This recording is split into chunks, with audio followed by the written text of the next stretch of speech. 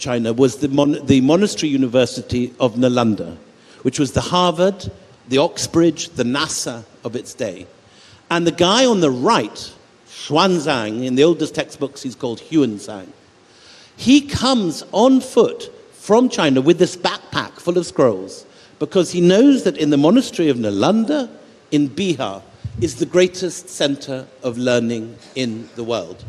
And one of the things that you see when you look at Nalanda is the very first plan of a university quad.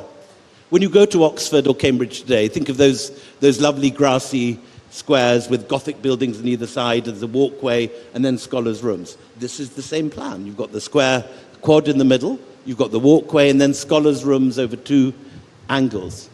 And that passes through the Islamic world with the madrasa, which also had that plan, and arrives in Europe in the 12th century. First in Bologna, Spain, and Salerno, then in Oxford and Cambridge.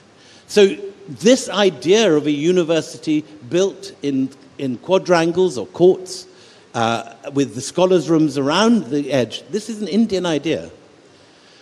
And this is the main thing that Xuanzang is coming to India for. This is the great 9-story library of Nalanda. He says that you can study there Vedas, logic, grammar, philosophy, medicine, metaphysics, divination, mathematics, Sanskrit, astronomy, literature, and magic. He says that there are 3 divisions of the library: the Ratnasagara, the ocean of jewels; the Ratnadadi, the sea of jewels; and the Ratnaranjaka, the jewel-adorned. And Xuanzang gives this impression of this incredibly scholarly place. He says the students studied diligently without wasting a moment. There are 100 different lecture halls. The atmosphere of the monastery university was solemn and dignified. And he takes these ideals back with him. But it isn't just to China. On the left, we've got this copper plate, which is the king of Indonesia, Srivijaya, founds an expatriate college for monks from Southeast Asia in Nalanda. And it isn't just Southeast Asia or China, it's also Nepal, Tibet, Sri Lanka, Sumatra, Korea. So Xuanzang takes these ideas back to the Chinese court.